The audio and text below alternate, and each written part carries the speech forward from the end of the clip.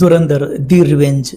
ವೀಕ್ಷಕರೇ, ದುರಂದರ್ cinema December 5ರಂದು release ಆಗಿ successful ಆದಂತಹ ಸಿನಿಮಾ. ಒಂದನೇ ಭಾಗ ರಿಲೀಸ್ ಆದ ಕೇವಲ 3 ತಿಂಗಳಲ್ಲಿ ದುರಂದರ್ 2 ರಿಲೀಸ್ ಆಗಿದೆ. ಈ ಸಿನಿಮಾದ ರನ್ ಟೈಮ್ 3 ಗಂಟೆ 49 ನಿಮಿಷ. ಈಗ ಬರ್ತಾ ಇರೋ ಸಿನಿಮಾಗಳಿಗೆ ಕಂಪೇರ್ ಮಾಡಿದ್ರೆ ಇದು ಹೆಚ್ಚು ರನ್ ಟೈಮ್ ಹೊಂದಿರುವ ಸಿನಿಮಾ ಅಂತ ಹೇಳಬಹುದು. ಈ ಚಿತ್ರದ ಬಗ್ಗೆ ಜನರಿಗೆ ಸಾಕಷ್ಟು ಹೋಪ್ ಇತ್ತು. ಆ ಹೋಪ್ ಸಿನಿಮಾ ತಂಡ ಕಾಪಾಡಿಕೊಂಡು ಬಂದಿದೆಯಾ ಅಥವಾ ಇಲ್ವಾ? ಸಿನಿಮಾ ನೋಡಿದ ಎಲ್ಲರೂ ಇಷ್ಟು ಯಾಕೆ ಲೈಕ್ ಮಾಡ್ತಾ ಇದ್ದಾರೆ? ಎರಡನೇ ಭಾಗದ ಈ ಸಿನಿಮಾ ಹೇಗಿದೆ ಅಂತ ಪೂರ್ತಿ ಡೀಟೇಲ್ ಆಗಿ ನೋಡೋಣ. ಸೊ ನಾನು ನಿಮ್ಮ ಬಾಲು, ನೀವು ನೋಡ್ತಾ ಇದ್ದೀರಾ ಮೂವಿ ಸ್ಟೆಫ್. ಈ ವಿಡಿಯೋನ ಪೂರ್ತಿಯಾಗಿ ನೋಡಿ, ಹಾಗೆ ಇಷ್ಟ ಆದರೆ ಲೈಕ್ ಮಾಡಿ.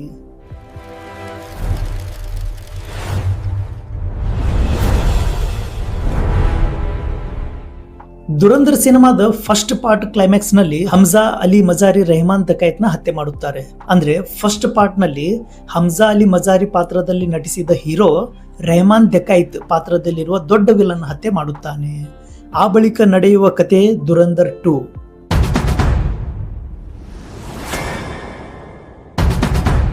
ಸಿನಿಮಾದ ಹೆಸರೇ ದುರಂದರ್ ದಿ ರಿವೆಂಜ್. ಹೀಗಾಗಿ ಸಿನಿಮಾದ ಉದ್ದಕ್ಕೂ ಸೇಡಿನ ಕತೆ ಕಂಟಿನ್ಯೂ ಮಾಡಲಾಗಿದ್ದು, ಅನೇಕ ಸೀನ್ಗಳಲ್ಲಿ ರಕ್ತ ದೋಕುಳಿ ಹರಿಯುವುದನ್ನ ತೋರಿಸಲಾಗಿದ್ದು, ಉರುಳುವ ತಲೆಗಳಿಗೆ ಲೆಕ್ಕನೇ ಇಲ್ಲ. ಹಾಗಾದ್ರೆ ಈ ಸೇಡಿನ ಹಿಂದಿನ ಕಾರಣ ಏನು? ಜಸ್ಕಿರತ್ ಸಿಂಗ್ ಹಮ್ಜಾ ಆಗಿದ್ದು ಯಾಕೆ? ಇದನ್ನ ಸಿನಿಮಾದಲ್ಲೇ ನೋಡಬೇಕು. ಮೊದಲನೇ ಭಾಗದ ಸಿನಿಮಾದಲ್ಲಿ ಜಸ್ಕಿರತ್ ಸಿಂಗ್ ರಂಗಿ ಹೇಗೆ ಹಮ್ಜಾ ಆದ ಎಂಬುದನ್ನ ತೋರಿಸಿಲ್ಲ. ಆದರೆ ಈ ಸಿನಿಮಾದಲ್ಲಿ ಜಸ್ಕಿರತ್ ಹಿಸ್ಟ್ರಿ ವಿವರವಾಗಿ ಹೇಳಲಾಗಿದೆ. ಇದಕ್ಕಾಗಿ ನಿರ್ದೇಶಕರು ಮೊದಲ ಅರ್ಧ ಗಂಟೆಯನ್ನ ಅದಕ್ಕೆ ಅಂತಾನೆ ತೆಗೆದಿಟ್ಟಿದ್ದಾರೆ. ಈ ಚಿತ್ರ ಫ್ರಿಕ್ವೆಲ್ನಲ್ಲಿ ಆರಂಭ ಆಗಿ ಸ್ವಿಕ್ಕಲ್ ವರೆಗೆ ಹೋಗುವುದರ ಮೂಲಕ ರಣವೀರ್ ಸಿಂಗ್ ಅವರು ಚಿತ್ರದುದ್ದಕ್ಕೂ ಕಾಣಿಸಿಕೊಂಡಿದ್ದಾರೆ. ಅವರದ್ದು ಒನ್ ಮ್ಯಾನ್ ಶೋ ಅಂತಾನೆ ಹೇಳಬಹುದು. ದುರಂದರ್ 2 ಸಿನಿಮಾದಲ್ಲಿ ಕೆಲವು ಟ್ವಿಸ್ಟ್ಗಳಿವೆ. ಆ ತಿರುವುಗಳನ್ನ ನೀವು ಇಮೇಜಿನ್ ಮಾಡೋಕ್ಕೂ ಸಾಧ್ಯವಿಲ್ಲ. ಈ ಕಾರಣಕ್ಕೆ ದುರಂದರ್ 2 ಸಿನಿಮಾ ಹೆಚ್ಚು ಮನರಂಜನೆ ಕೊಡುತ್ತೆ. ರಣವೀರ್ ಸಿಂಗ್ ಅಂತೂ ಈ ಸಿನಿಮಾದಲ್ಲಿ ಎಷ್ಟು ಆಕ್ಷನ್ ನಲ್ಲಿ ಮುಳುಗಿದ್ದಾರೆ ಅಂದ್ರೆ, ಪೂರ್ತಿಯಾಗಿ ರಕ್ತ ದೋಕುಳಿ ಆಡುವಂತೆ ಆಕ್ಷನ್ ಸೀನ್ಗಳನ್ನ ತೋರಿಸಲಾಗಿದ್ದು, ಒಮ್ಮೆ ಹಮ್ಜಾ ಆಗಿ ಮತ್ತೊಮ್ಮೆ ಜಸ್ಕಿರತ್ ಆಗಿ ತೋರಿಸೋ 2 ಸೀನ್ಗಳು ನಿಮಗೆ ಇಷ್ಟ ಆಗುತ್ತೆ. ಟೋಟಲ್ ಆಗಿ ಹೇಳ್ಬೇಕಂದ್ರೆ ಆಕ್ಷನ್ ಸೀನ್ಗಳಂತೂ ಸಖತ್ತಾಗಿ ಮೂಡಿದ್ದು. ಇನ್ನು ಈ ಚಿತ್ರದ ಮತ್ತೊಂದು ಹೈಲೈಟ್ ಏನಂದ್ರೆ ಅದು ಅರ್ಜುನ್ ರಾಮ್ಪಾಲ್.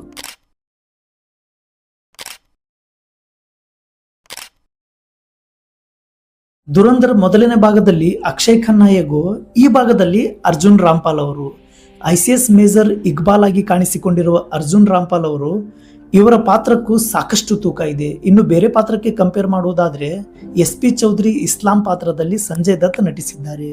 ಬಟ್ ಈ ಸಿನಿಮಾದಲ್ಲಿ ಅವರ ಪಾತ್ರಕ್ಕೆ ಬಳಕೆ ಸರಿಯಾಗಿ ಮಾಡಿಲ್ಲ. ಮತ್ತೆ R ಮಾಧವನ್ ಅವರು ಅಜಯ್ ಸನ್ಯಾಲ್ ಆಗಿ ಕಾಣಿಸಿಕೊಂಡಿದ್ದಾರೆ. ಸಾರಾ ಅರ್ಜುನ್, ರಾಕೇಶ್ ಬೇಡಿ ಮೊದಲಾದವರು ತಮ್ಮ ಪಾತ್ರಕ್ಕೆ ನ್ಯಾಯ ತುಂಬಿದ್ದಾರೆ ಅಂತ ಹೇಳಬಹುದು.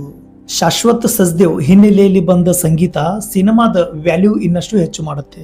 ಹಾಗೂ ಎಲ್ಲರೂ ಲೈಕ್ ಮಾಡುವಂತೆ ಕೂಡ ಸಂಗೀತ ನಿರ್ಮಾಣ ಮಾಡಿದ್ದು, ಸೆಟ್ ಹಾಗೂ VFX ಗೆ ಯಾವುದೇ ಕೊರತೆ ಮಾಡದೆ ಎಲ್ಲ ಅಚ್ಚುಕಟ್ಟಾಗಿ ಈ ಸಿನಿಮಾ ನೋಡೋರಿಗೆ ಸಖತ್ತಾಗಿ ಎಂಟರ್ಟೈನ್ಮೆಂಟ್ ಅಂತೂ ಕೊಡುತ್ತೆ. ಈ ಸಿನಿಮಾದ ನಿರ್ದೇಶನ ಆದಿತ್ಯ ಧಾರ್ ಮಾಡಿದ್ದು, ಈ ಸಿನಿಮಾದಲ್ಲಿ ಅವರು ಮಾಡಿದ ಶ್ರಮಕ್ಕೆ ಮೆಚ್ಚಲೇಬೇಕು. ಒಂದು ಅದ್ಭುತ ಚಿತ್ರವನ್ನ ಪ್ರೇಕ್ಷಕರ ಎದುರು ಇಟ್ಟಿದ್ದಾರೆ. ಈ ಚಿತ್ರವನ್ನ ದುರಂದರಿಗಿಂತ ಮತ್ತಷ್ಟು ರಾ ಆಗಿ ಕ್ರಿಯೇಟ್ ಮಾಡಿದ್ದು, ಯಾರು ಈ ಸ್ಪೈ ಸಿನಿಮಾಗಳನ್ನ ನೋಡೋಕೆ ಇಷ್ಟಪಡ್ತಾರೋ ನಿರ್ದೇಶಕರ ಕಡೆಯಿಂದ ಒಂದೊಳ್ಳೆ ಸ್ಪೈ ಸಿನಿಮಾ ನೋಡೋದಕ್ಕೆ ಸಿಕ್ಕಿದೆ.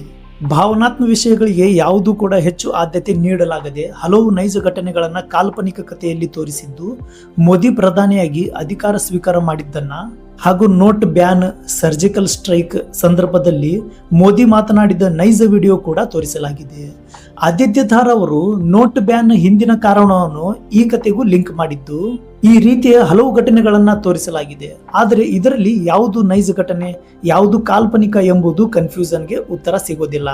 ಕೆಲವು ವಿಷಯಗಳನ್ನ ಡೈರೆಕ್ಟ್ ಆಗಿ ತೋರಿಸಿದ್ದು ಒಂದು ಪಕ್ಷಕ್ಕೆ ಲಾಭ ಆಗುತ್ತದೆ ಎಂಬ ಅಪಸ್ವರ ಕೇಳಿ ಬಂದರೂ ಕೂಡ ಅಚ್ಚರಿ ಪಡುವಂತಿಲ್ಲ. ಸಿನಿಮಾದ ಅವಧಿ ಬರೋಬ್ಬರಿ 3 ಗಂಟೆ ಹಾಗೂ 49 ನಿಮಿಷ ಇದ್ದು, ಇಷ್ಟು ದೊಡ್ಡ ಸಿನಿಮಾ ಇದ್ದರೂ ಕೂಡ ಪ್ರೇಕ್ಷಕರು ಸ್ವಲ್ಪನೂ ಬೇಜಾರಾಗದೆ ಸಿನಿಮಾ ಪೂರ್ತಿಯಾಗಿ ನೋಡಿ ಒಳ್ಳೆ ರಿವ್ಯೂ ಕೂಡ ಕೊಟ್ಟಿದ್ದಾರೆ. ಇದಕ್ಕೆ ಇನ್ನೊಂದು ಮುಖ್ಯ ಕಾರಣ ಏನಂದ್ರೆ ಆಗಾಗ ಬರುವ ಕೆಲವು ಟ್ವಿಸ್ಟ್ಗಳು ಹಾಗೂ ಪ್ರತಿ ವಿಷಯದಲ್ಲೂ ವಿವರವಾಗಿ ಅಂದ್ರೆ ಡಿಟೇಲ್ ಆಗಿ ಹೇಳುವ ಪ್ರಯತ್ನವನ್ನ ಮಾಡಿದ್ದಾರೆ. ಇದು ಕೆಲವು ಕಡೆಗಳಲ್ಲಿ ಪ್ರೇಕ್ಷಕನ ತಾಳ್ಮೆ ಪರೀಕ್ಷೆ ಕೂಡ ಮಾಡುತ್ತೆ. ಪ್ರೀ ಕ್ಲೈಮ್ಯಾಕ್ಸ್ ಗಳಲ್ಲಿ ಬರುವ ಫೈಟ್ಗಳು ಬಹಳಷ್ಟು ಲಾಂಗ್ ತೋರಿಸಿದ್ದು, ಕೆಲವು ಫೈಟ್ ಸೀನ್ಗಳನ್ನ ಸ್ವಲ್ಪ ಶಾರ್ಟ್ ಮಾಡಿದ್ರೆ ಇನ್ನೂ ಸೂಪರ್ ಆಗಿ ಮೂಡ್ತಾ ಇತ್ತು. ಬಡೆ ಸಾಬ್ ಪಾತ್ರದ ಸುತ್ತಲಿನ ಸಸ್ಪೆನ್ಸ್ ಸಂಪೂರ್ಣವಾಗಿ ಟೊಳ್ಳೆನಿಸುತ್ತದೆ. ಅಕ್ಷಯ್ ಖನ್ನಾ ಮೊದಲ ಭಾಗದ ಶೋದಲ್ಲಿ ಧಮಾಕೆದಾರ ಆಕ್ಟಿಂಗ್ ನೊಂದಿಗೆ ಎಲ್ಲರ ಮನಸ್ಸನ್ನ ಕದ್ದಿದ್ರು. ಸೊ ಅದಕ್ಕಾಗಿ ಈ ಭಾಗದಲ್ಲೂ ಕೂಡ ಫ್ಲಾಶ್ ಬ್ಯಾಕ್ ಕಥೆಯಲ್ಲಿ ಅವರು ಬರುತ್ತಾರೆ ಅಂತ ಹೇಳಲಾಗಿತ್ತು.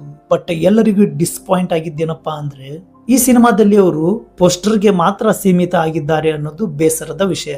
ವೀಕ್ಷಕರೇ, ಕೇವಲ ಮೊದಲನೇ ಭಾಗನೇ 1300 ಕೋಟಿ ಜಮಾ ಮಾಡಿದ್ದ ಈ ಸಿನಿಮಾ ಅದಕ್ಕಿಂತ ಜಾಸ್ತಿ ಸದ್ದು ಮಾಡ್ತಾ ಇರೋ ಪಾರ್ಟ್ 2 ಸಿನಿಮಾ ಎಷ್ಟು ಕಲೆಕ್ಷನ್ ಮಾಡುತ್ತೆ ಅಂತ ನೋಡ್ಬೇಕು.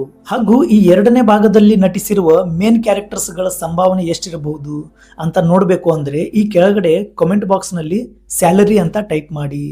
ನೆಕ್ಸ್ಟ್ ವಿಡಿಯೋದಲ್ಲಿ ಡಿಟೇಲ್ ಆಗಿ ಅವರ ಸಂಭಾವನೆ ಬಗ್ಗೆ ಹೇಳೋಕೆ ಪ್ರಯತ್ನ ಮಾಡೋಣ. ಹಾಗೂ ದುರಂಧರ್ ಸಿನಿಮಾ ಮೊದಲನೇ ಭಾಗ ನೋಡಿ ಎರಡನೇ ಭಾಗ ನೋಡೋಕೆ ಎಷ್ಟು ಕ್ಯೂರಿಯಸ್ ಇಂದ ಕಾಯ್ತಾ ಇದ್ರಿ ಅಂತಾನು ತಿಳಿಸಿ. ಸೊ ನಾವು ಮತ್ತೆ ಸಿಗೋಣ ಮುಂದಿನ ವಿಶೇಷ ವಿಡಿಯೋದಲ್ಲಿ. Thank you.